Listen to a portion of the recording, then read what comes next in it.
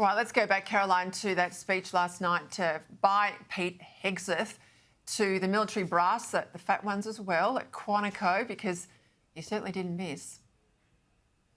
No more identity months, DEI offices, dudes in dresses. An entire generation of generals and admirals were told that they must parrot the insane fallacy that, quote, our diversity is our strength. The words I'm speaking today are making your heart sink, then you should do the honorable thing and resign.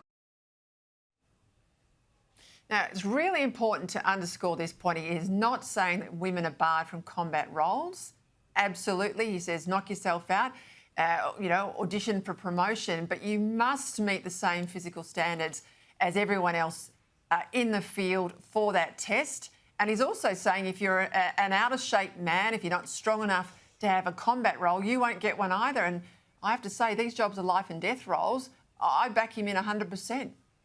And isn't it refreshing? When was the last time you heard the word fat on television? I mean, and he is, I'm surprised he hasn't been called out for body shaming people and not calling them weight challenge generals. No, it is really refreshing, and it's common sense as well. Women who've been fighting for equality for generations, we should be wanting to be held to the same standard and not have lower standards when it comes to this thing. It's not only life and death roles, these close combat frontline positions, but it's about keeping your country safe and fighting for your country, national security, really. We need the best of the best, and that if that means a woman can pass the fitness test, then more power to her, good for her, but they need to be able to be held to the same standard as the men who are sitting for those tests as well.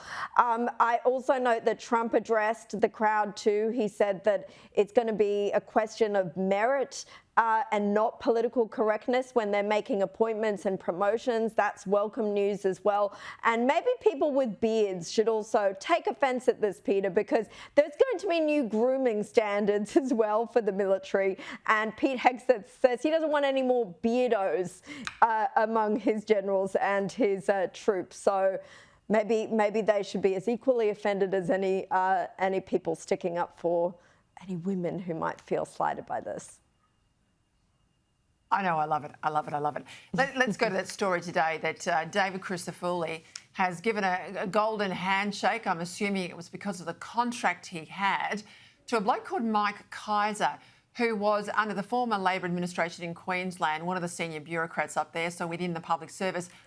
Only he's one of the biggest ALP political operators we've got in the country. He's been a campaign chief for Labor. He's been on the inside of the political machine.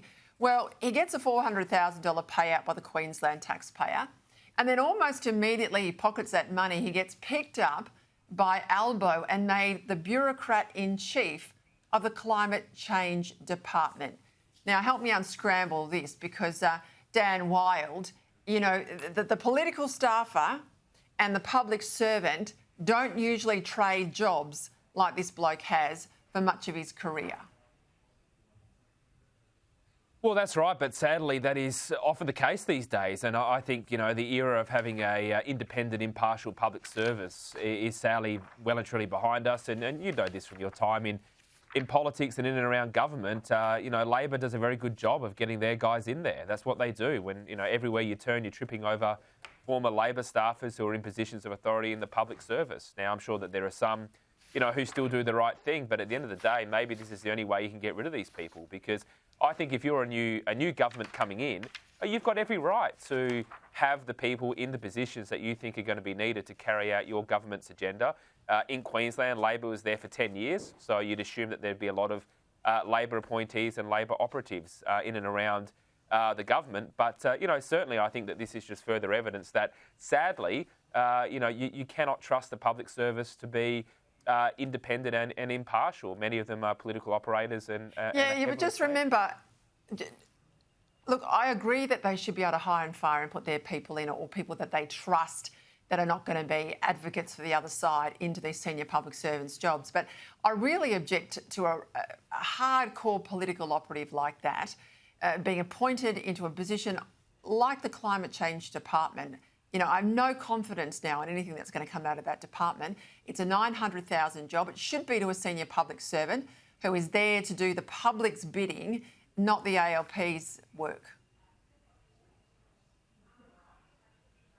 Yeah, well, I certainly share that view. And I think this does, as you say, further erode the trust in the public service, unfortunately. And there are many people there that do the right thing. But, I think that, to me, this also shows that Labor really plays hardball.